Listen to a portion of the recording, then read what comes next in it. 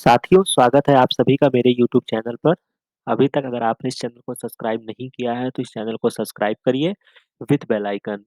तो जैसा कि अभी मैंने अपने शॉर्ट्स वीडियो में मैंने आपको बताया, आप लोग को भी अब अच्छे तरीके से पता हो गया है कि डीबीटी जेआरएफ 2022 का फाइनल रिजल्ट आरसीबी की तरफ से डिक्लेयर कर दिया गया है।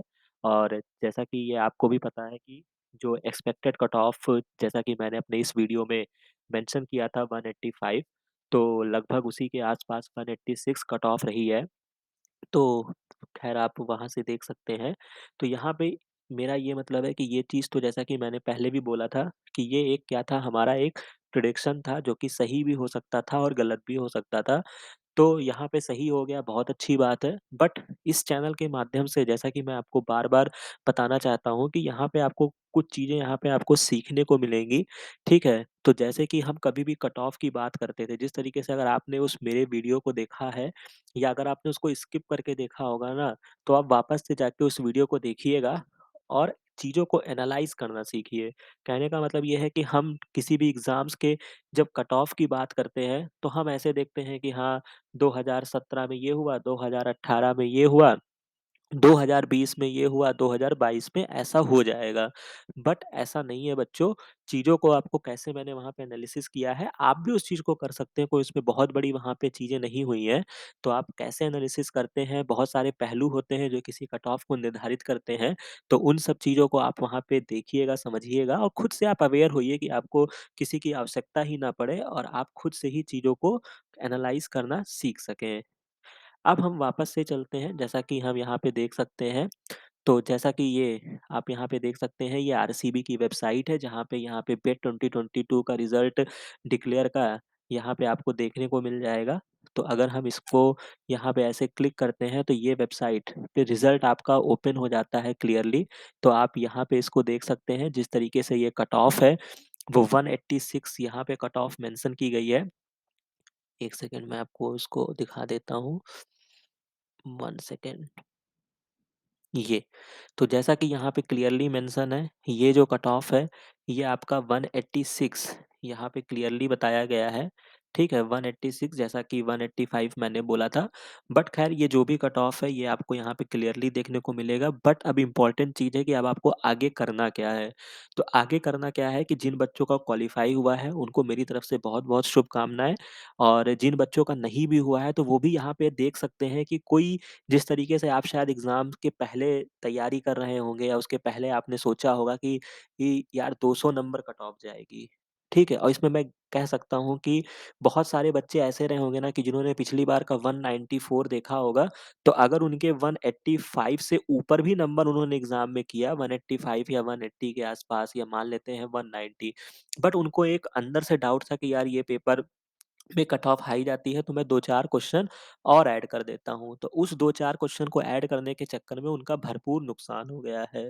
तो ये चीज़ें नहीं करनी है। आप अच्छी पढ़ाई करेंगे तो जब आप पेपर को खुद देखेंगे तो आपको खुद ही समझ में आ जाएगा कि ये पेपर कितने नंबर तक करने वाला है।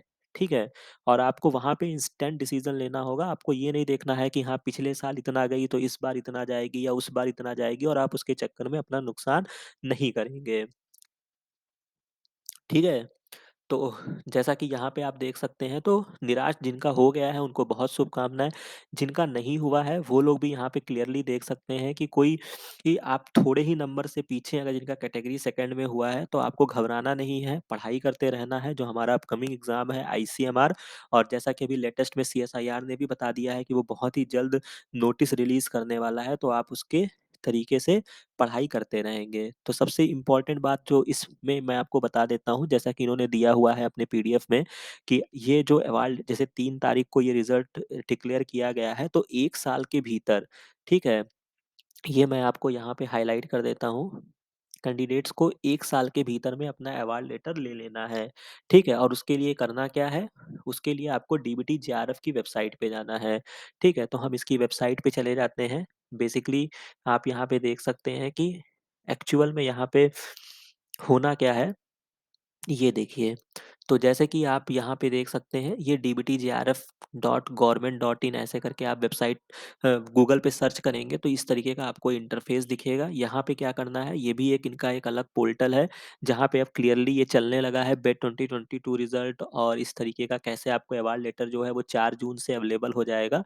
और यहाँ पे जब आप अगर आप इस फील्ड मतलब इस फेलोशिप को अवेल कर रहे हैं, तो आपके लिए सबसे इम्पोर्टेंट वेबसाइट यही है जहाँ पे आपके जो पैसे रिलीज होंगे फेलोशिप एक्टिव होने के बाद, वो सारी चीज़ें यहाँ पे आपको मिलेगा।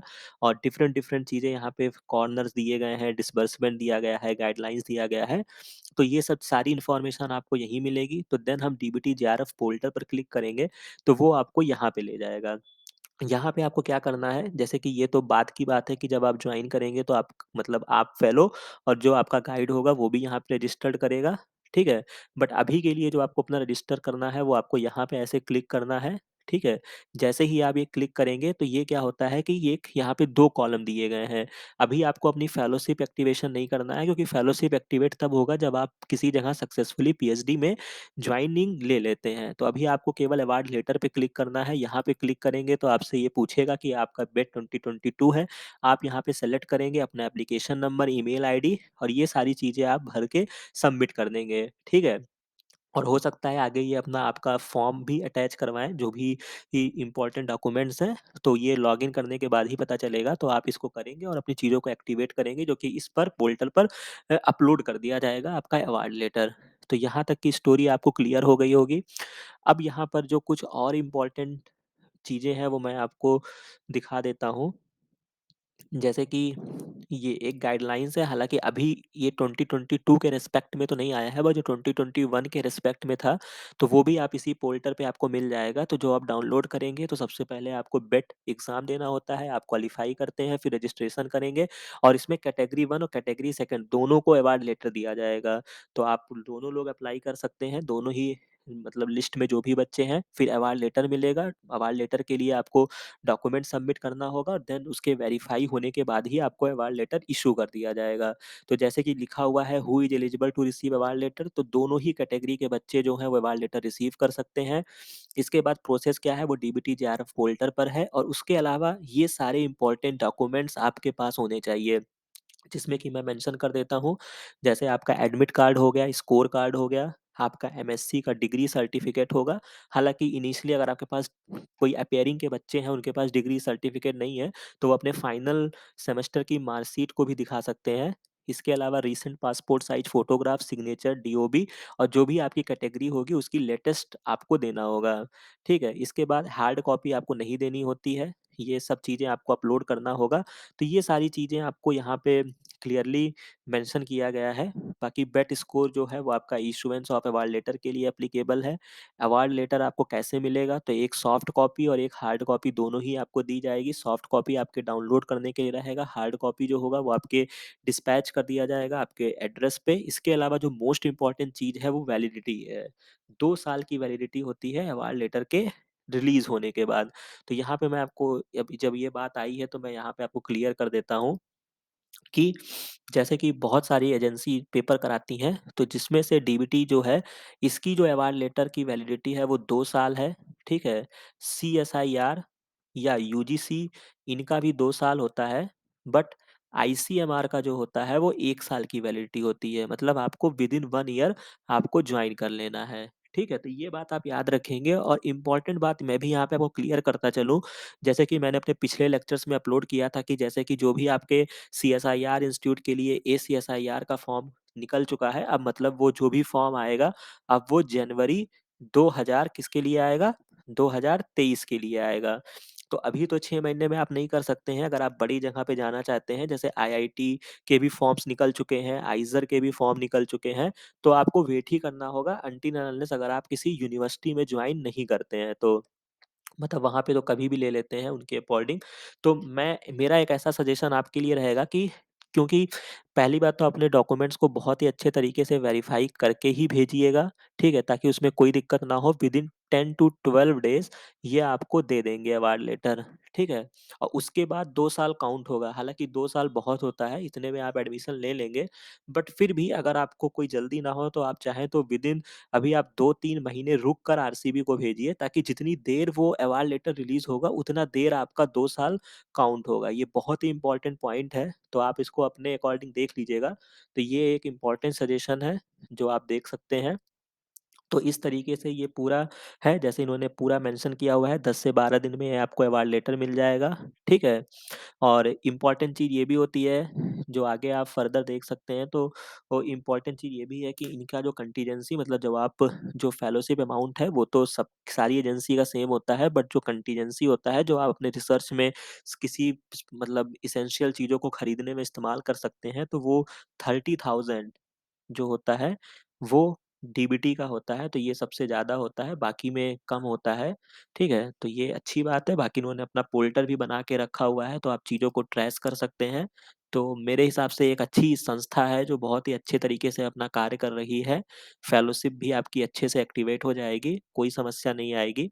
तो ये पूरी इन्फॉर्मेशन थी, जो कि आप देख सकते हैं, और यहाँ पे आपको कुछ नहीं करना है, तो ये सारी इन्फॉर्मेशन हो गई, बट आप इसके अलावा इस फ़ोल्डर पे जो भी चीज़ दिया गया है ना, आप इसको एक बार अच्छे से इसको पढ़ लीजिएगा, ठीक है? जैसे कि आप यहाँ पे अगर आप बेड के कॉलम में जाएँगे, तो यहाँ पे ये आपको ले जाएगा, ये सारी इन्फॉर्मेशन हर चीज़ की दी गई है, ठीक है? ये गाइडलाइंस अभी यहाँ पे अपलोड नहीं हुआ है, डीबीटी जेआरएफ पोर्टल पे आप जाएँगे, तो यहाँ पे आपको सारी चीज़ें दी जाएगी, मैनुअल्स दिए गए हैं कि आपको क्या-क्या चीज़ें चाहिए, तो यहाँ पे आपको दिया है कि कैसे आप सॉफ्टवेयर को इस्तेमाल करेंगे, कैसे रजिस्टर्ड करेंगे, कैसे आपकी फेलोशिप क्या होगा, थीसिस मतलब जो आगे की फर्दर चीज़ें हैं, वो आप इसको देख सकते हैं। उसके अलावा अगर आपको कहीं पर भी, किसी भी जगह पे अगर आपको डाउट फ़ील होता है, तो आप मेरे को अवश्य बताइएगा, ठीक है? तो इतनी इन्फॉर्मेशन है, बाकी आपको कुछ भी ज़रूरत हो कमेंट सेक्शन में ज़रूर लिखिए, और इस चैनल को सब्सक्राइब करिए, बाकी ताकि ऐसे ही शानदार न्यूज़, शानदार चीज़ें आपको सीखने को मिलती रहें सबसे पहले। बाकी मिलते हैं नेक्स्ट वीडियो में, नेक्स्ट टॉपिक के साथ। Thank you.